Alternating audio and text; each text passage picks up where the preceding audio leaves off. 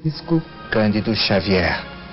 Nesse terceira visão especial, nós vamos ter a oportunidade de ouvir e ver um pouquinho da vida deste grande apóstolo de Uberaba, que há mais de 60 anos vem contribuindo com esta missão extraordinária de unir o mundo visível com o mundo invisível. Peço perdão, porque nós é que pedimos perdão. Eu não mereço manifestações dessa natureza. E confesso ao nosso amigo Vanucci que eu estou vindo ao nosso grupo depois de mais de 30 dias de pneumonia, mas com muita alegria. Muito obrigado. Aqui palpita o coração da cidade de Uberaba, a Praça Rui Barbosa. Uberaba é uma cidade católica e também uma cidade espírita. Aqui o ecumenismo existe de verdade. Católicos e espíritas se confraternizam em torno de um nome. O nome de Chico Xavier. Terceira visão, hoje, da cidade de Uberaba, apresenta a vida deste médium extraordinário que comove a todo mundo pela sua obra e muito mais que isso, pelo seu exemplo de vida. Chico Xavier, um homem chamado amor. Chico Xavier, como nós o conhecemos, nasceu na cidade de Pedro Leopoldo em 1910. Aos 5 anos de idade, já dava mostras da sua incrível mediunidade. Em 1959, Chico veio morar em Uberaba, no Triângulo Mineiro. Ainda aqui, ele trabalhou no serviço público, exercendo a função de escriturário, onde aposentou por limite de idade. Hoje, Chico Xavier mora nesta casa, a rua Dom Pedro I, no bairro Parque das Américas. Qual é o nome da senhora? Madalena Maria de Jesus. A senhora é daqui de Uberaba? Goiânia. Por que a senhora está escrevendo no portão da casa do Chico? É porque tem muita gente aqui que põe, eu ponho aqui meus nomes, o fluido está transmitindo. Então a senhora está... Põe o seu. Viu? Você vê aqui, está focalizando o fluido. Viu? A senhora escreveu só o nome da senhora? Não, o nome da minha bisneta, minha neta, meu filho. Esta é uma casa que nós poderíamos chamar de a casa da esperança, né? Porque são milhares e milhares de pessoas de todas as partes do mundo que procuram o Chico Xavier aqui na cidade de Uberaba. São emoções, são aquela mãe aflita que perdeu o filho, aquele pai aflito. Todos os problemas são expostos, ele trata todos com amor, porque a grande arma do Chico é o amor. Essa coisa tão bonita que falta tanto nos homens do nosso próximo terceiro milênio. Amor por tudo e por todos. Eu fiz um centro em Portugal, na cidade de Vila Nova de Gaia, com muito amor, e que centro este que está encerrado e que vai brevemente ser aberto.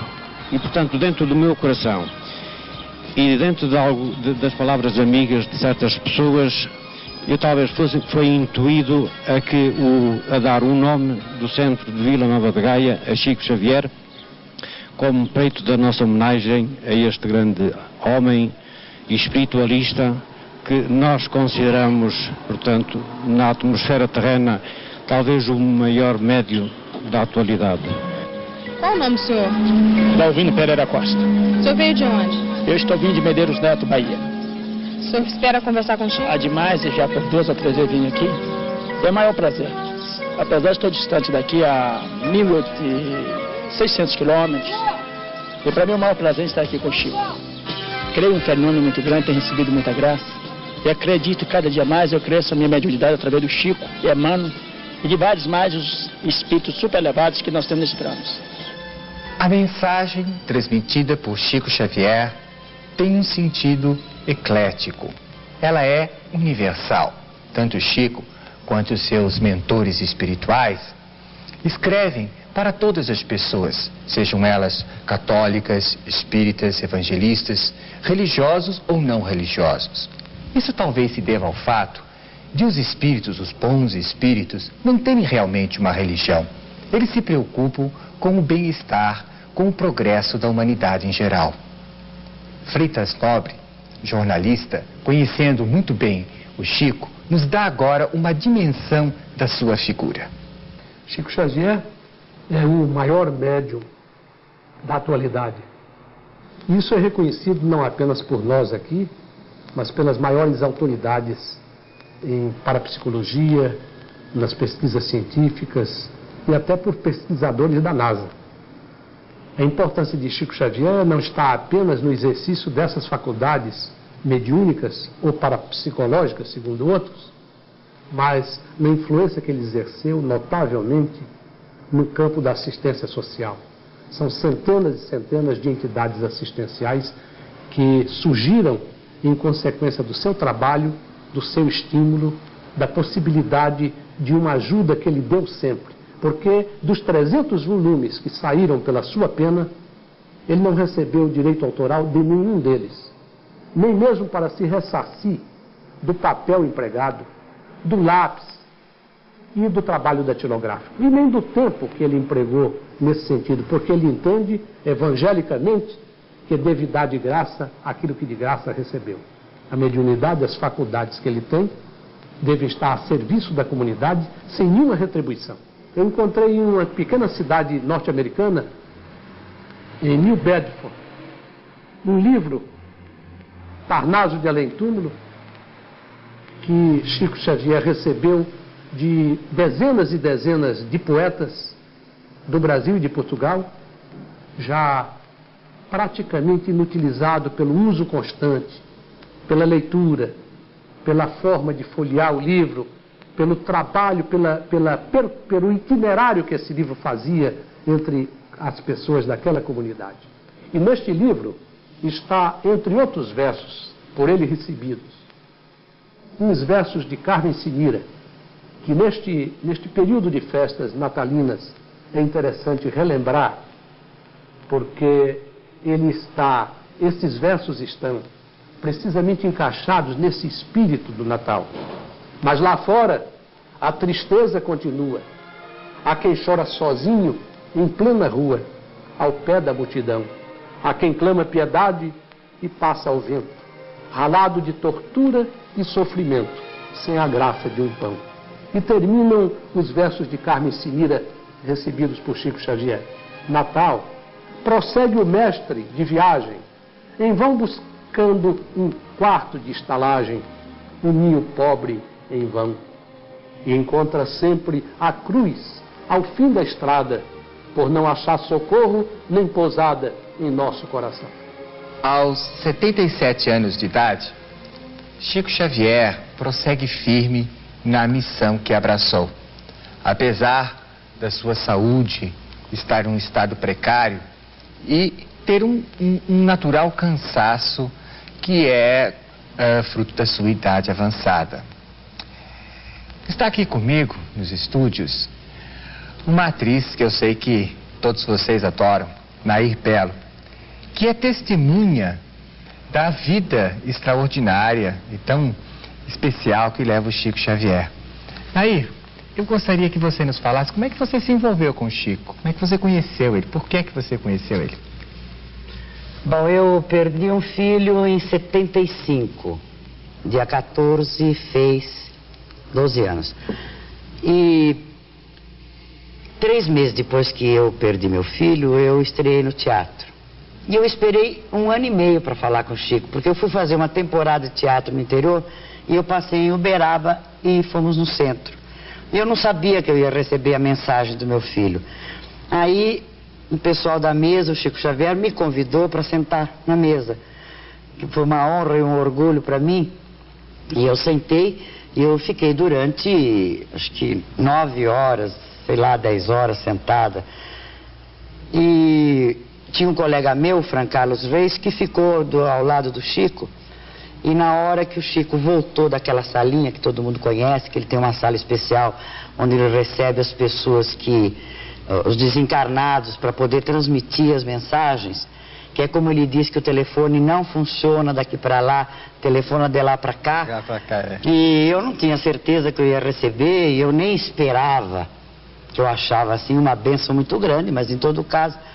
Aí esse colega meu, o Fran Carlos, meu amigo, ele percebeu que quando o Chico começou a escrever Querida Mãezinha, era o meu filho. Bom, aí eu comecei a chorar. E o Chico psicografa uma página da metade para baixo, né? É só metade. Foram 90 páginas. 90 páginas? Aí 90 páginas. Aí, quando terminou, o Chico, como costuma fazer, ele leu a mensagem. Bom, aí já imagina só, né? Eu posso falar que eu começo a chorar também. Pois é, Nair, me conta alguma coisa sobre a mensagem, porque eu sei que a mensagem do Chico, claro, todo esse clima de emoção, né? Mas eu sei que a mensagem traz consigo características específicas do seu filho, né? O Mané, não é isso? É o Mané. O Manuel. E como é que você reconheceu o seu filho através da mensagem? Tem uma frasezinha na carta que é uma coisa tão passageira, assim, que nem meu marido nem meus filhos lembravam.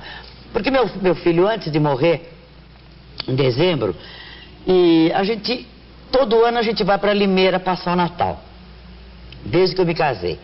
E meus filhos também vão, e nós estávamos jantando, e eu disse, Mané, você vai para Limeira este ano, né? Ele falou, eu não vou. Aí eu disse assim, por que você não vai? Ele falou, porque eu não quero ir. Aí eu tive uma discussão com ele. Eu disse, Mané, mas todo mundo vai, o Zé vai, a Maria vai, a Ana Paula vai, todo mundo vai, por que você não vai? Ele disse, não, mas eu não vou. Aí brigamos, tivemos uma pequena briga. Bom, passou. Quando eu recebi a carta, ele diz assim, na hora que eu disse para a senhora que eu não ia a Limeira, era mentirinha, eu estava brincando. Olha só, isso aqui foi... E era uma coisa que só eu lembrei. Meu marido não lembrou. Meus filhos não lembraram, mas eu lembrei, eu achei assim uma coisa tão real, né? É tão assim, uma coisa tão sem importância assim no diálogo da coisa, porque a carta é profunda, mas foi impressionante. E longa a carta. E eu acho interessante o seguinte, eu sei que o seu filho morreu de acidente de carro, não é isso? Foi, no Pacaembu, Nós estávamos voltando, nós estávamos saindo de uma boate, que foi a inauguração de uma agência do meu marido. Estava até o Mauro Ramos de Oliveira, que foi campeão de futebol, a Sônia Ribeiro, que já faleceu, mulher do Blota, minha comadre. E estava minha cunhada, meu cunhado, tá na saída da boate, e o Mané não tinha bebido, não bebia. Eu disse pro Mané, não pega o carro. Aí ele disse assim, não, mas eu vou pegar. Eu disse assim, mas não pega, eu não quero, eu quero que alguém vai te levar. Ele falou, não, eu vou pegar, eu vou levar o Ivan. Vou levar não sei quem. Eu disse, mas por favor, não pega o carro. Você tinha uma intuição? Eu acho que tive. Só pode ter sido uma intuição. E eu insistia para ele não pegar o carro, e as outras pessoas que estavam ao meu lado diziam assim, não tem importância. Depois ele sair de casa para vir até aqui para pegar o carro, não, é um problema. Eu dizia, mas eu não quero que você pegue o carro. Bom, ele pegou. Ele pegou e sofreu o desastre. Chegamos 3 horas da manhã em casa, 5 horas recebi a notícia. Então aí, quando eu paro para pensar que as pessoas se culpam, né? Pais que perdem os filhos, não, porque eu não devia ter dado a motocicleta, porque aí meu filho sofreu desastre e morreu. Eu não devia ter ido naquele lugar porque eu não queria ir. Tudo é mentira. É mentira. É inevitável, irreversível, que tem que ser, Porque eu tive essa experiência. Eu não pude evitar, porque tinha que acontecer. Parece até não adianta você até que ele, né? Parece até que ele tinha qualquer coisa dentro dele que dizia isso, né? Porque segundo eu li sobre a biografia dele, não é? Que você imprimiu com a mensagem, que ele tinha deixado a escola... Ele deixou a faculdade, ele deixou o emprego, ele desmanchou o noivado e não quis o carro que o pai ia dar, um carro novo. Ele fala na carta que ele encontrou pessoas, você conhecia essas pessoas? Ele morreu, ele contou, né, inclusive, como é que é a coisa? Engraçado que ele, lá na outra dimensão. Na outra dimensão, ele encontrou várias pessoas Isso é uma coisa engraçada, que é mais da família do meu marido, de pessoas que estavam esperando ele. E tinha uma senhora que ele cita aí, uma senhora Ângela de Vasconcelos, que morava em Limeira e que nós não descobríamos quem era. Aí fomos para Limeira, perguntamos para minha sogra não sabia, meu sogro não sabia, o pessoal de Limeira não sabia. Uma semana depois, a tia do meu marido descobriu que essa senhora Ângela de Vasconcelos tinha sido esposa de um capitão Vasconcelos que tinha morado há muitos anos em Limeira, que ela tinha existido. Que coisa mais interessante, né? Quer dizer, a riqueza da mensagem. Não, a riqueza da mensagem. O Chico disse que é uma das mensagens mais bonitas que ele recebeu. Pois é, minha gente, é isso daí, o milagre da vida. O milagre que se repete a cada dia. E que a mediunidade particularmente extraordinária do Chico Xavier, tem trazido para todos nós a certeza da vida após a vida.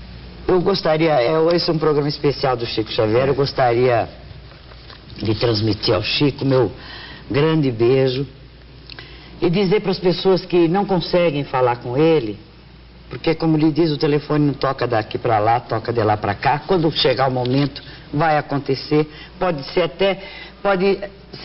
não ser por intermédio do Chico, pode ser por intermédio de outra pessoa, pode ser em sonho, pode ser muita coisa. Mas eu quero aqui pedir a minha bênção ao Chico, mandar um grande beijo, que Deus te conserve e que você seja feliz pro resto dos séculos.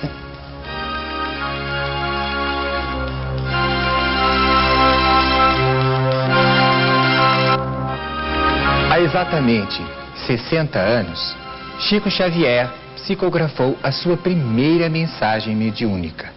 De lá para cá, ele vem escrevendo ininterruptamente, se tornando um dos mais férteis escritores do mundo. Chico Xavier psicografou sua primeira mensagem em 6 de julho de 1927. 4 anos depois, isto é, em 1931, ele publicou seu primeiro livro psicografado, Parnassos Além Túmulo. De lá para cá, 15 milhões de exemplares de seus livros já foram vendidos e 44 traduzidos em línguas estrangeiras. Essas obras são de autoria de mais de 500 autores, poetas, escritores diversos, inclusive Humberto Campos, que agora assina Irmão X, depois que sua viúva processou Chico Xavier. Quanto às mensagens que ele recebe de desencarnados, 52 já foram gravadas, cujas identidades foram comprovadas por pessoas conhecidas e parentes. A dona Isabel é de Serra Negra. Dona Isabel, por que a senhora veio de tão longe? Olha, como dizem, quando a gente não vem pelo amor, vem pela dor. Mas para mim une 3 coisas: a dor, o amor e a fé. É muito grande, muitas pessoas da família com problema. Quem que não tem problema hoje, né? E a fé que tem em Deus, em Chico, é muito grande. Então, por essa razão, eu vim de Serra Negra até aqui para ver se consigo passar pelo Chico e também para ver ele mais uma vez, né? Para rever, que eu já vi o Chico em dezembro passado. E uma porção de pessoas da família, né, queria vir, e eu sempre que puxo a pessoa da família, sempre eu que arrasto a família para o espiritismo. E eu tenho muita fé. Entre as milhares de pessoas que se dirigem a Uberaba para ouvir e para ver Chico Xavier, existem aquelas que têm a esperança de receber uma mensagem de seus entes queridos desencarnados.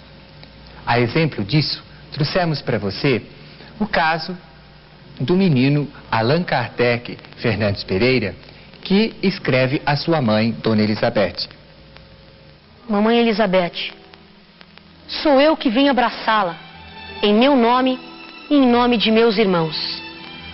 Nossos amigos daqui da vida espiritual consideraram meu dever dar-lhe notícias, extensivamente ao papai Antônio José, e cumpro essa obrigação com alegria. Dói-me ver as suas mãos ainda marcadas pelo fogo no acidente que nos colheu a caminho de casa. Mas pode acreditar que muitos benfeitores estão em seu tratamento.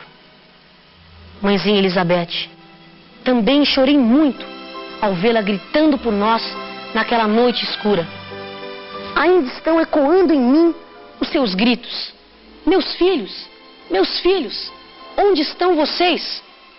Nós estávamos ali mesmo, no carro incendiado, mas não sentimos dor. Antes que o fogo nos agredisse, estávamos fora do corpo físico, amparados pelos amigos espirituais que chegaram para retirar-nos. Mãezinha Elizabeth, fique alegre, pois com a sua alegria e com a alegria do papai, nós ficaremos mais fortes nessa nova vida a que fomos trazidos. Perdoe-me se termino por aqui, mas assim é preciso. Com o papai Antônio José, receba muitas saudades nossas e fique com o coração do seu filho, sempre o seu filho reconhecido de todos os dias. Allan Kardec Fernandes Pereira, Uberaba, 11 de abril de 1986. Meu recado a todas as mães, a todos os pais, a todos os familiares que perdem seus entes queridos,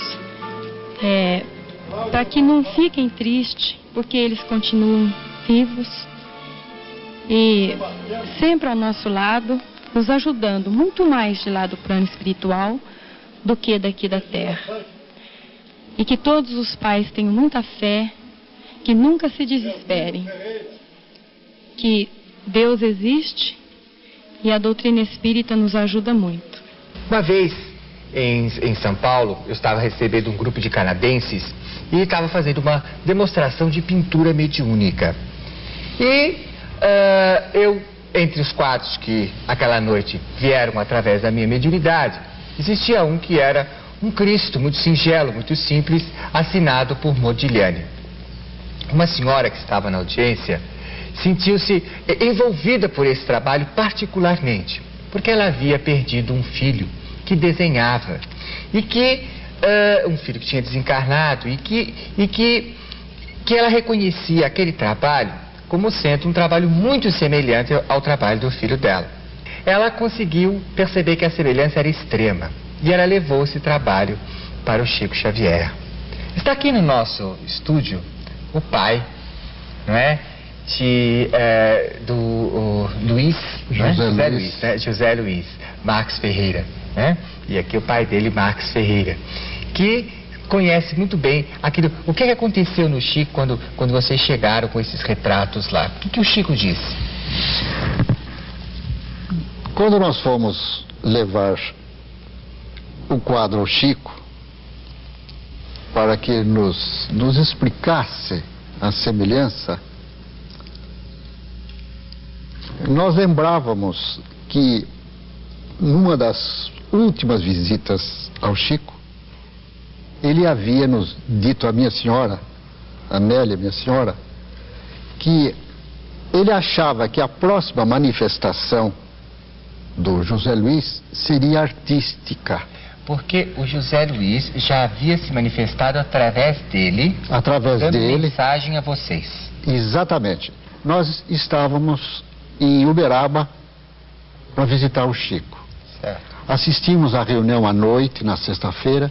Quando o Chico nos viu, eram quase meia-noite, ele olhou para a Nelly e para mim e disse: Dona Nelly, Dom Marques, amanhã apareço na minha casa às 11 horas, preciso muito falar.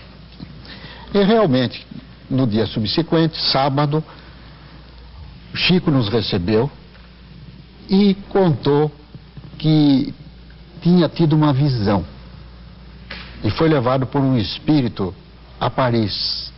E lá em Paris ele viu um grupo de pessoas e entre elas um moço alto, muito bonito, com muitos quadros, esculturas, e assinado Modigliani, etc.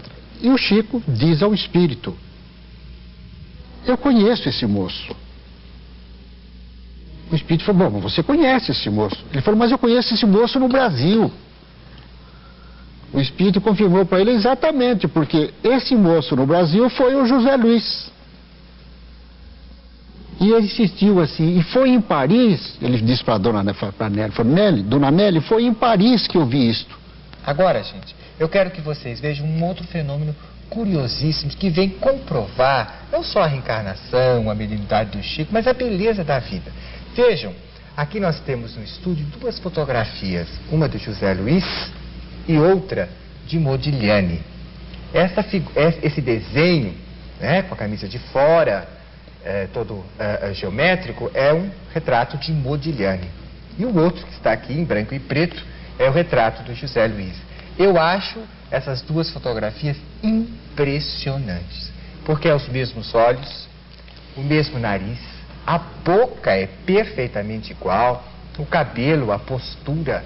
O José Luiz, ele sofria de bronquite asmática desde pequeno. E nós, nas biografias que lemos do Modigliani, diz que o Modigliani também foi desde pequeno ele sofria de bronquite asmática. Sofria de bronquite asmática. Outra coisa, o José Luiz, ele tinha verdadeiro horror a tóxico e vivia chegando para a mãe e dizia assim, mamãe, a senhora que é amiga de fulana, avisa lá, porque o filho lá, ele está começando na droga. Então ele tinha uma liderança muito grande para afastar os colegas, os amigos das drogas. Obviamente, na minha maneira de perceber, ele tinha sofrido uma morte terrível com isso. Exato. E ele era um homem tranquilo, existia liderança assim, sem impor nada. E um artista? Artista, deixou muitas poesias. Ele deixou, por exemplo, uma poesia que ele escreveu com 17 anos, que é uma síntese para o dia de hoje. Fome. Fome de paz, fome de amor. A fome que consome, a humanidade que some nas 1000 guerras sem nome. Greve de fome em nome do brasileiro que não come. Com 17 anos ele fez essa poesia. Coisa mais linda, né, gente? Agora, o José Luiz, ele foi vítima de um acidente no dia 9 de julho de 1972, dentro da usina Boa Vista, lá em Iracemápolis. Quem guiava o carro era o Dimas Ometo, o diretor da usina, um rapaz de 42 anos. O Dimas morreu na hora. José Luiz, com a espinha fraturada e outras fraturas, ele sobreviveu 20 e poucos dias. Sempre lúcido, e esclarecendo os médicos, levantando a moral dos médicos, levantando a moral dos que o iam visitar. Tudo isso, minha gente, vem mostrar para nós a beleza que é a vida e, ao mesmo tempo, a beleza que é a missão deste homem, que há tantos anos vem servindo de pombo-correio entre as duas dimensões. Muito obrigado, Sr. Marques. Eu gostaria de, terminando, fazer uma saudação especial ao Chico. Pois não, fique à vontade. Não? Porque o Chico, ele foi um divisor de água da nossa vida. Ele foi a bengala que nos deu para podermos caminhar. E que esse Natal traga ao Chico muita alegria. E que Deus permita que o Chico continue com sua moratória, como ele fala, por muitos e muitos anos. E com saúde. Porque nós precisamos muito do Chico. O Chico é um irmão querido.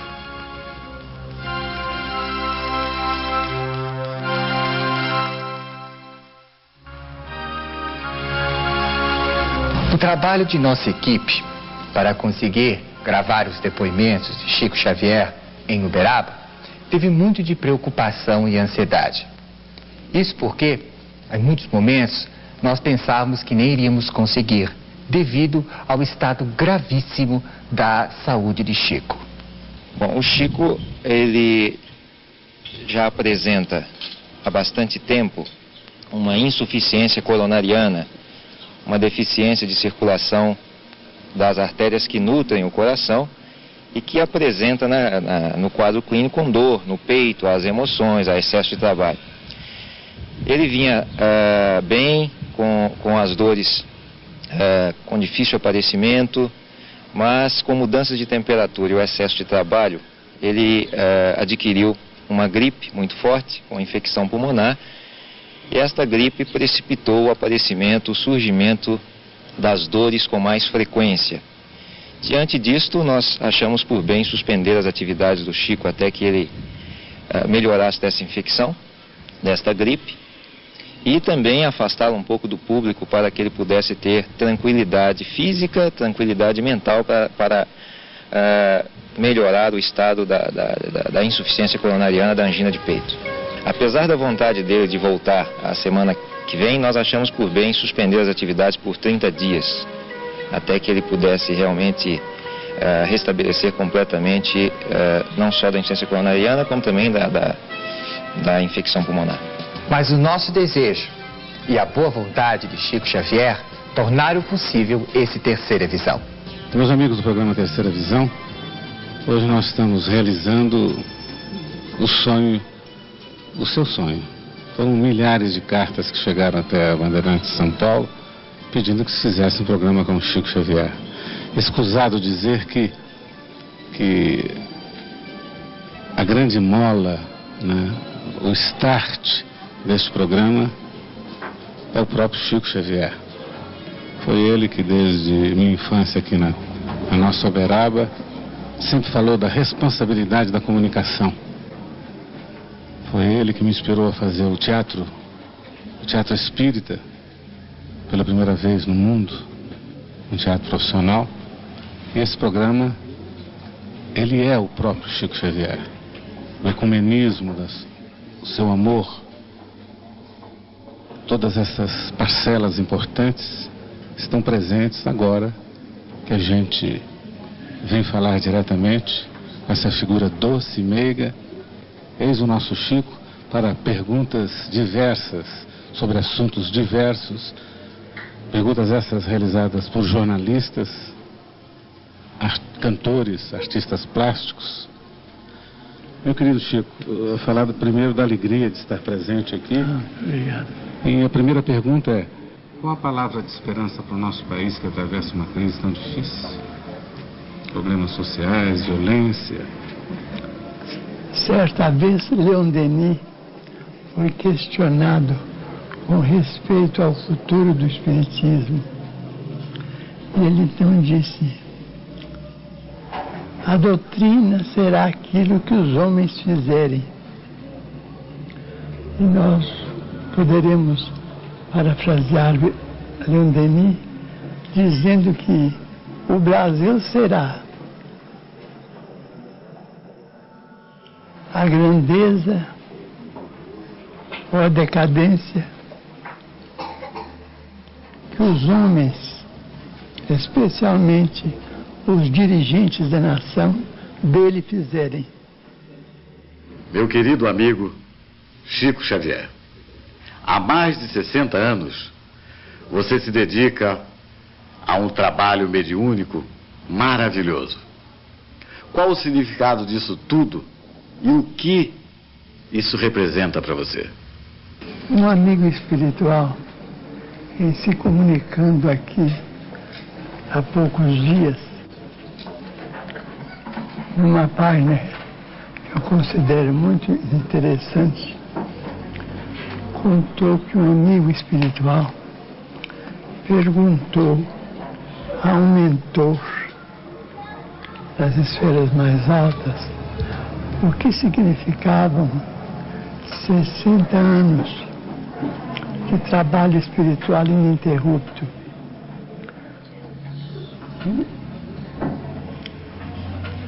E o outro respondeu que para Jesus significaria 6 minutos. A ciência cada vez mais se dedica à inseminação artificial. Eu queria saber do senhor qual é o ponto de vista da espiritualidade sobre os filhos de laboratório. Hoje, em diversos países, notadamente países da Europa, a inseminação artificial se tornou algo de comum.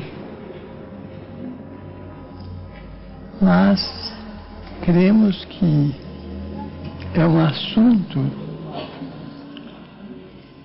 que se deve atribuir àqueles que se encontram descompromissados e sem nenhum vínculo para com deveres que eles não têm a cumprir. Sabemos de senhoras de determinado país da Europa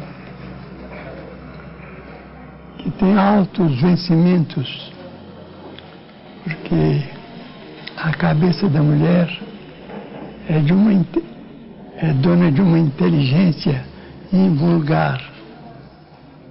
Essas senhoras que não se casaram, podendo pagar várias empregadas para tomar conta de um filho, acharam de boa alvitre escolherem o material que lhes pareceu mais adequado à vida delas.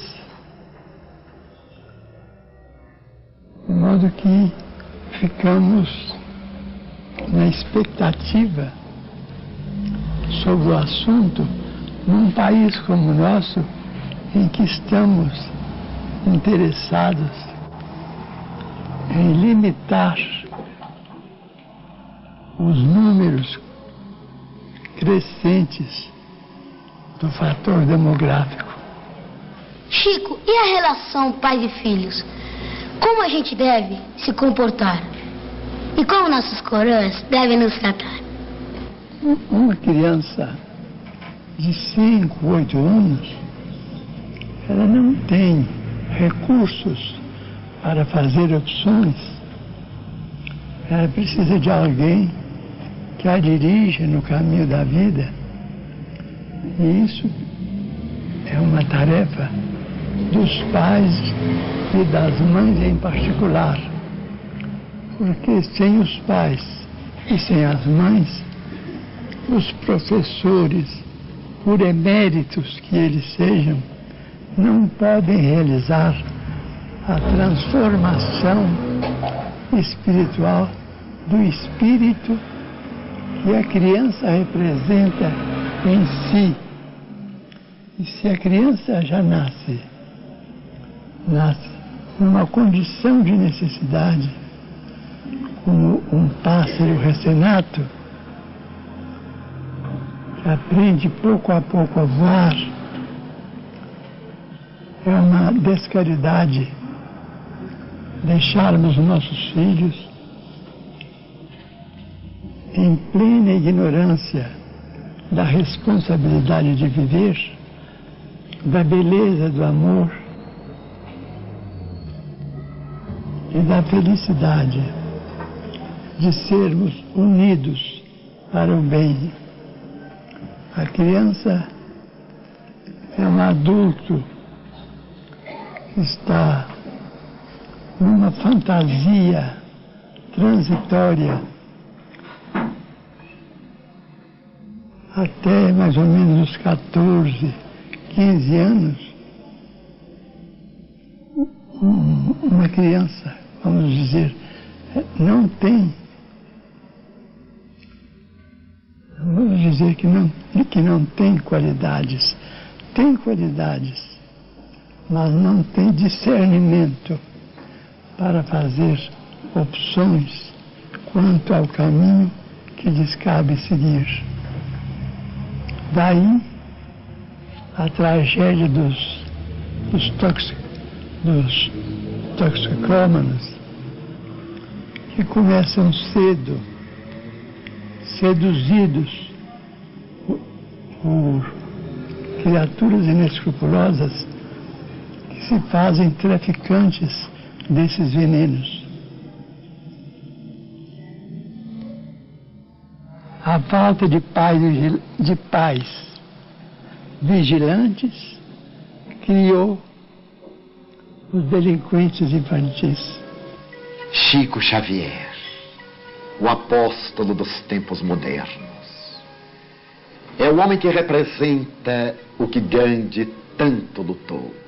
O homem de paz. É o homem símbolo que recorda Albert Schweitzer, o apóstolo das selvas, cuja vida de abnegação em favor das minorias africanas fez que ele recebesse o Prêmio Nobel da Paz. É o homem caridade, que sintetiza a alma grandiosa de Irmã Dulce e de Teresa de Calcutá, na sua abnegação diante dos necessitados da Vila dos Pássaros Pretos, em Uberaba. É o homem luz, inapagável, porque mesmo depois que ele conclua seu périplo carnal na face da terra, permanecerá como um arco-íris de esperança, unindo as criaturas de dois polos, do mundo espiritual e do plano físico. Chico Xavier, o homem, que se notabilizou pela renúncia, que se santificou pelo amor, e que vivendo vem morrendo em favor de um mundo melhor, e mesmo quando venha a desencarnar, viverá inatingível na memória daqueles que o conheceram, e sempre glorioso na memória daqueles que o conhecerão, através da sua vida de abnegação, de bondade e de exemplos continuados. Este é Chico Xavier, para mim, e para todos aqueles que tivemos a honra de viver no século em que ele nasceu e realiza o seu mediunato em nome de Jesus.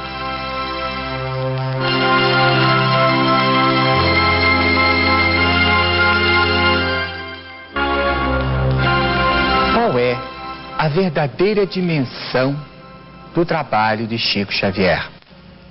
O professor Henrique Rodrigues traça um perfil desse importante e sensitivo brasileiro.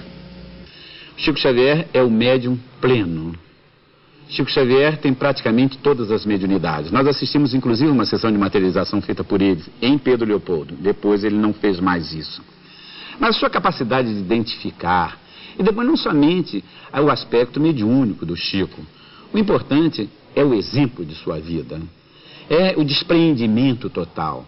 É a sua dedicação total à humanidade. Sempre convivendo com aflitos. Não se viu nunca o Chico se divertindo, o Chico participando de alguma coisa assim de lazer. Não, sempre cercado de pobres, sempre cercado de doentes, sempre cercado de perguntas, sempre atendendo todo mundo, com uma paciência que o Jó, que dizem que o Jó teve paciência durante 7 anos e 7 anos mais. Mas o Chico tem mais de 50 anos de mediunidade, portanto ele já deixou o Jó para trás.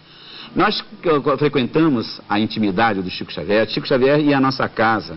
Chico Xavier às vezes nos telefonava para irmos a Pedro Leopoldo. Eu e o Newton Boechat, que éramos o Cosme e o Damião de Pedro Leopoldo.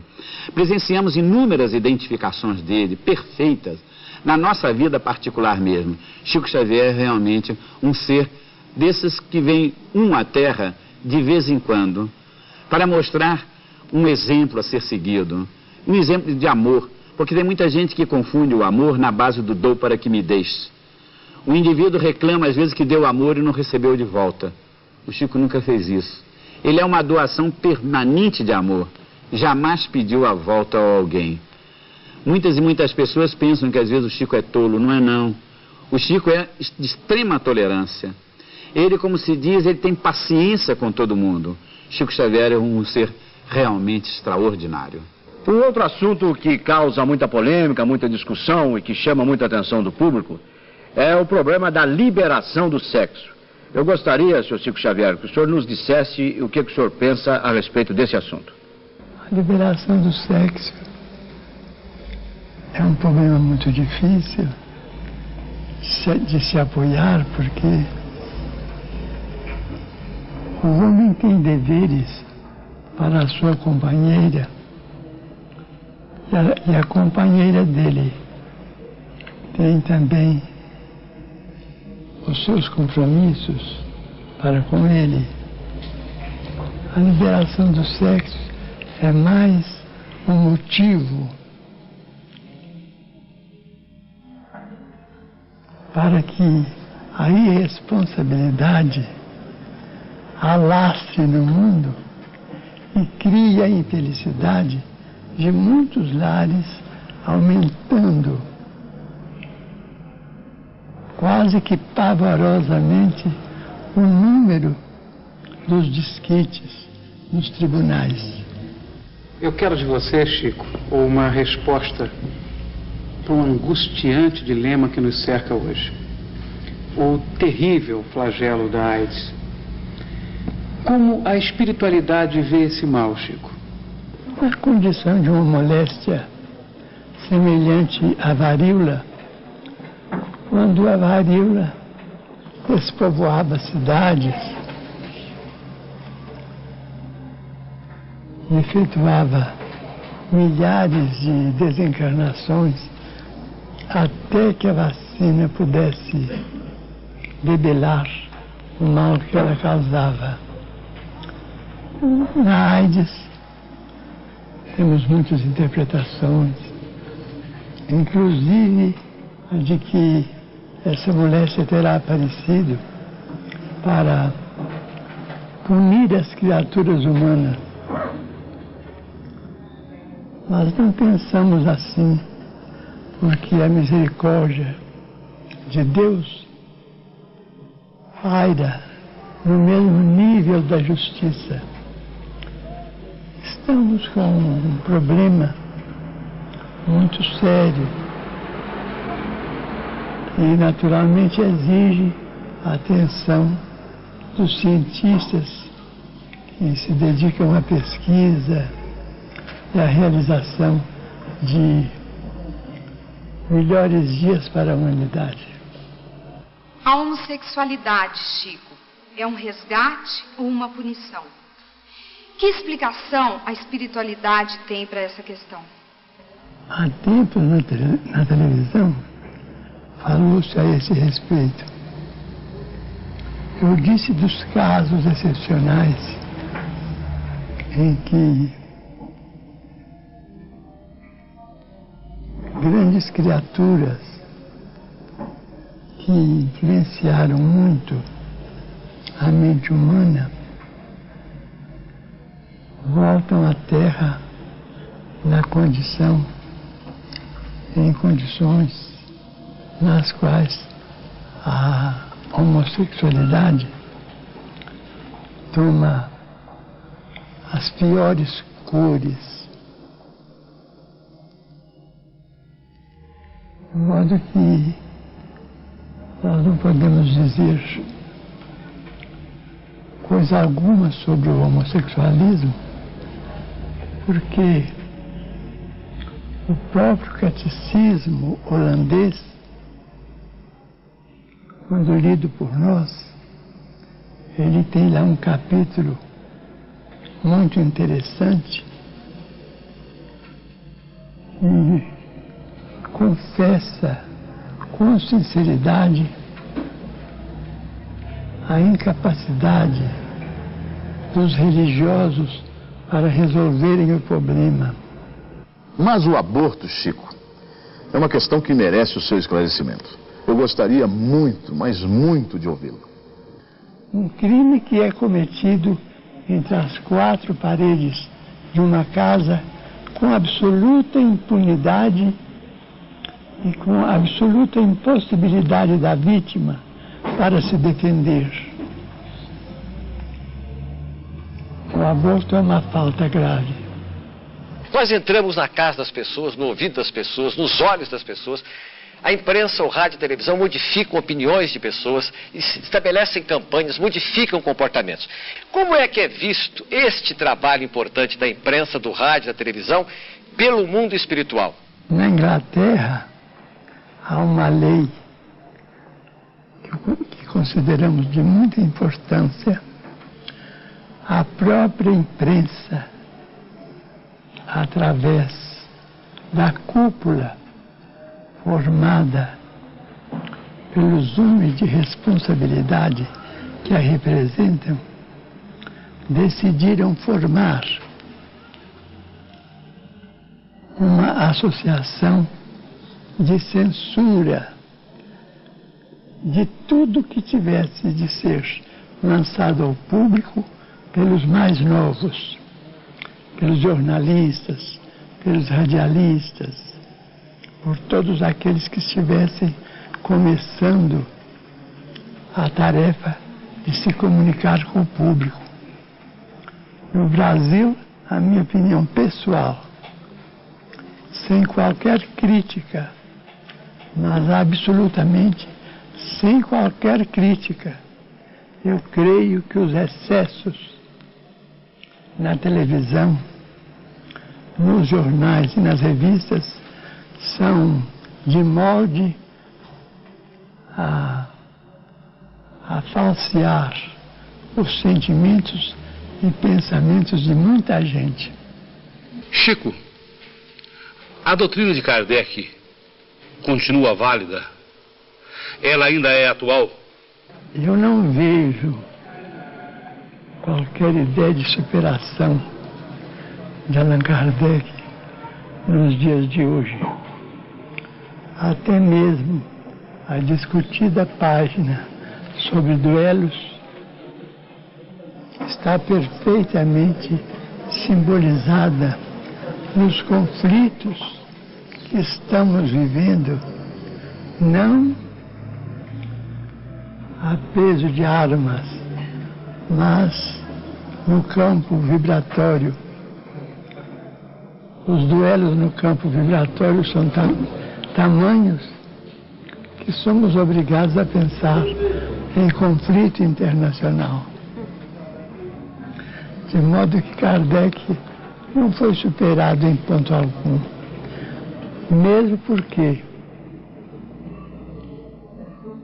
além do ensinamento que ele nos trouxe, para superar esses ensinamentos, teríamos de praticá-los, o que ainda não aconteceu. Chico Xavier nos transmite as boas novas do Evangelho, a mensagem dos Espíritos e também a mensagem dos nossos entes queridos que passaram para outros planos de vida. Às vezes, essas mensagens vêm na mais bela forma de literatura, a poesia. Oração de Natal. Mensagem de Maria Dolores, recebida pelo médium Chico Xavier, na noite de 5 de outubro de 1987, no Grupo Espírita da Prece, em Uberaba, Minas Gerais. Natal volta de novo, em nova melodia, espalhando na terra a celeste alegria. Agradecemos, Jesus, a concessão do mais formoso dia. Aos estudos do tempo me consagro. Noto que a inteligência nunca nos deu tanta ciência a fim de te servir e acompanhar. As grandes máquinas voam do solo para o ar. E me ponho a pensar, Senhor, agora o que mais necessitamos de mais força, domínio, ouro e poder, a fim de que vivamos de conquista em conquista, tendo somente em vista escravizar e escravizar. Entretanto, Jesus, agora venho pedir-te ao coração, talvez ainda amarrado ao lenho, dar-nos mais amplo entendimento da verdade, para seguir contigo, amado e excelso amigo, no sustento da paz e na luz da humildade.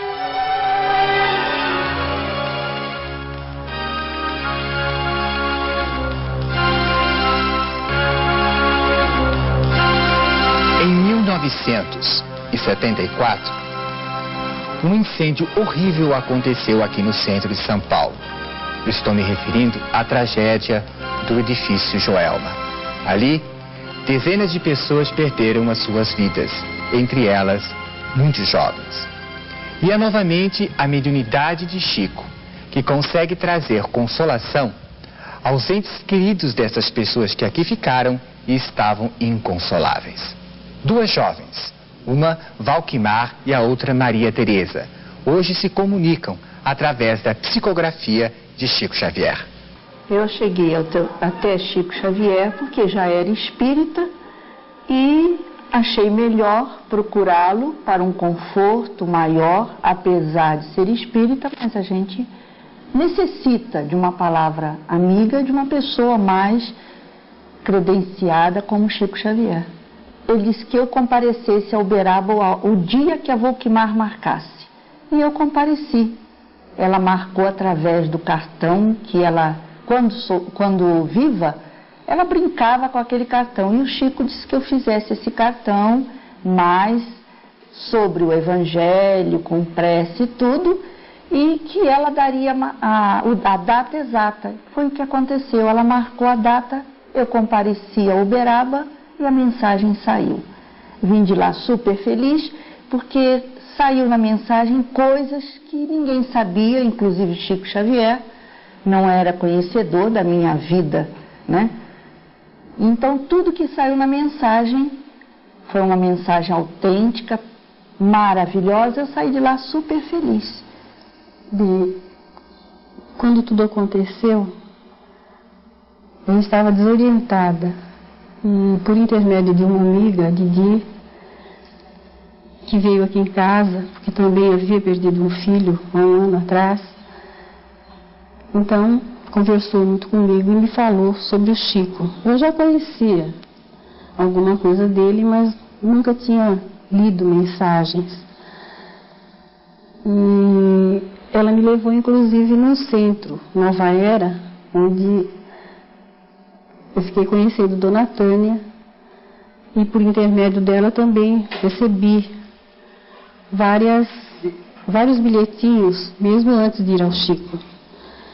Até que no dia, um pouco antes de maio do mesmo ano, ela teve uma intuição de que eu deveria ir ao Chico e que eu poderia receber uma mensagem. Quando eu consegui chegar à frente, com a fotografia na mão, o Chico só me perguntou o nome da minha filha. Eu disse Maria Teresa. Ele disse: que moça linda, o que aconteceu, filha? Quantos anos ela tinha? Eu disse 22.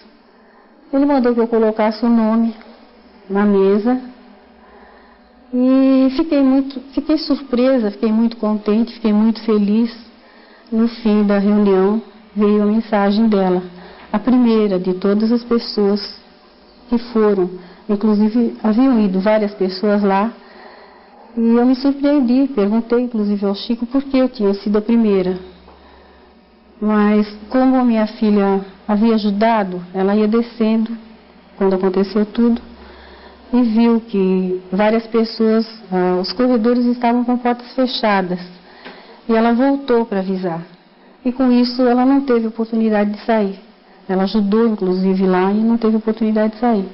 Então ele disse que havia sido o merecimento dela. E que a minha mensagem não era só para mim, que era para todas as pessoas, porque era uma mensagem de consolo. Era uma mensagem pedindo que todos tivessem um pouco de confiança, de paciência. E assim foi. Bom, como já era espírita, durante a procura, a busca da Valquimar, o meu filho achou ela no Instituto Médico Legal, mas não quis me contar nada. Mas quando nós entramos no carro do colega dele, eu atrás e eles dois na frente, e ela me apareceu, porque o carro corria e eu não sabia onde que eu estava indo. E ela foi e falou: olha, véia, ele está te levando para passear, véia. Mas ela rindo, como ela procedia com a gente, com aquele sorriso, então era como se ela estivesse ali, presente. E ela dizia: olha, véia, ele está te levando para passear. Eu bati no ombro do Álvaro e falei para ele: olha, Álvaro, mas não contei nada, porque o rapaz, colega dele, podia pensar até que eu estivesse meio desequilibrada, né? Então eu falei para ele: Álvaro, eu não estou afim de passear, eu quero achar sua irmã. Aí ele falou para mim, não mãe, nós não estamos passeando, nós vamos no hospital onde disseram que há possibilidade da Volkmar estar lá. E nós pensei, aí ela voltou novamente a me falar, realmente mãe, ele está te levando para passear. Querida mãezinha, primeiro a bênção que peço a Deus em nosso auxílio e a bênção que rogo à querida mamãe para que as forças não me faltem. Peço-lhes que não chorem mais o que ficou para trás no tempo. Como foi o inesperado? Tudo aconteceu de repente, como se devêssemos todos naquela manhã obedecer de um modo só a ordem que vinha do mais alto, a fim de que a gente trocasse de vida e corpo. Quando recebi o impacto da notícia do fogo, o tumulto fora da sala não era pequeno. O propósito de fazer com que o trabalho rendesse, habitualmente, nos isolava dos ruídos exteriores. E o tempo da preservação possível havia passado. Atendi automaticamente ao impulso que nascia nos outros companheiros. Descer à pressa. E fizemos isso. Elevadores não mais podiam aguardar-nos. Entendi tudo e orei. Orei como nunca, lembrando toda a vida num momento só. Porque os minutos de expectativa eram para nós um prolongado instante de expectativa sempre menor. Compreendi que não estávamos à beira de uma libertação para o mundo, e sim na margem da vida espiritual, que devíamos aceitar com fé em Deus. E aceitei. Mamãe, ouça-me dando notícias e recorde aqueles recados. Mãezinha, fique tranquila. Mãezinha, eu estou bem. Mãezinha, já cheguei do trabalho. Mamãe, chegarei um pouco mais tarde. Esteja certa, querida mãezinha, de que com o beijo de todos os dias e o carinho de todos os momentos, continua sendo sua, sempre sua filha que lhe entrega o próprio coração. Hoje sempre é sua, Volkmar. 13 de julho de 1974.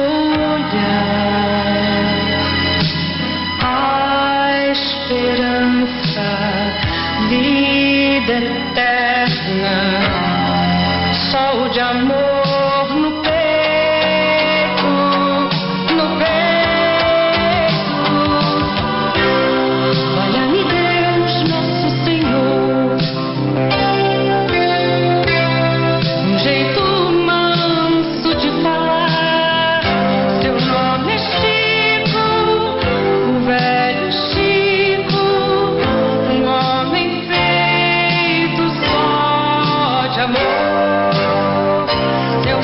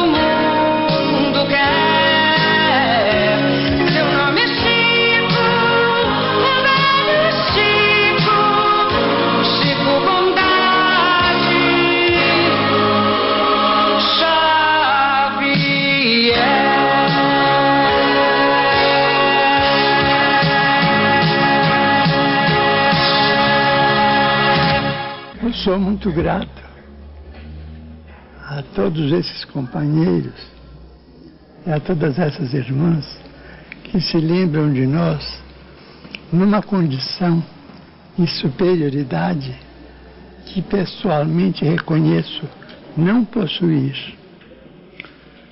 Mas fico muito feliz com os votos que fazem a meu respeito, porque cada carta ou cada mensagem que criam destaques em torno de meu nome é um convite a que eu seja o que ainda não sou e que devo ser, que preciso ser e que peço a Deus ser algum dia. Desejo a todos os companheiros que nos ouvem muita paz e felicidade, muito acerto nas decisões que deliberem tomar, porque o mundo está precisando de quem pensa, muito mais daqueles que pensam do que aqueles que julgam se distrair ou atravessar o tempo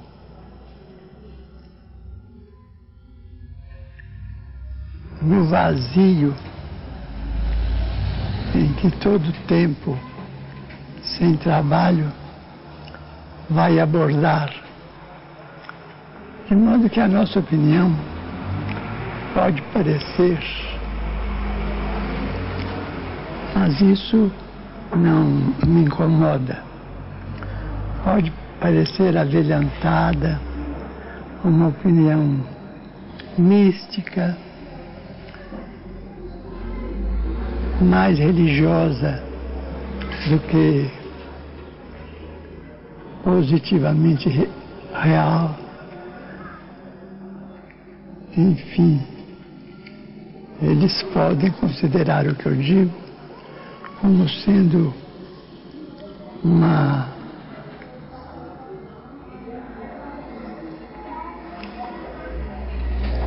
qualquer dissertação que eu faça como sendo um pedaço de casa muito antiga que está se esboroando, mas eu prefiro esperar a minha desencarnação pensando como penso e tentando agir como venho agindo, porque nós precisamos de paz. Mas que paz que nós temos se o nosso sentimento está torturado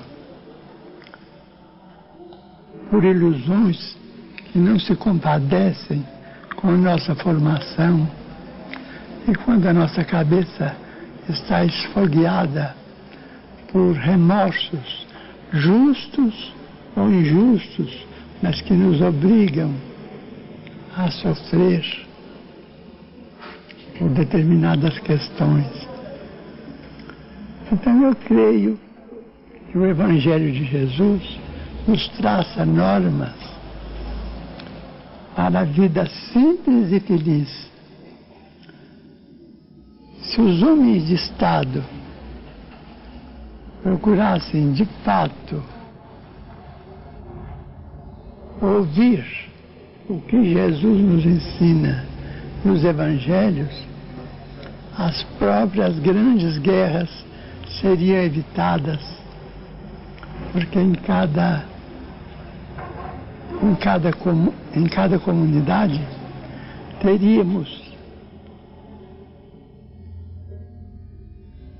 homens responsáveis para orientar os seus contemporâneos sem tanta complicação e sem tanta sofisticação que as pessoas encontram fora do ensinamento de Cristo. Todos nós aqui, as pessoas que vieram de todos os lugares do Brasil, somos tomados de grande emoção diante da doce fala do Chico Xavier. E nesse teatro da vida, o Chico Xavier representa um papel bonito, o de sensibilizar os nossos corações, nos tocando profundamente para a remodelação da nossa alma. Eu só entenderia terminar esta noite tão bonita com uma salva de palmas.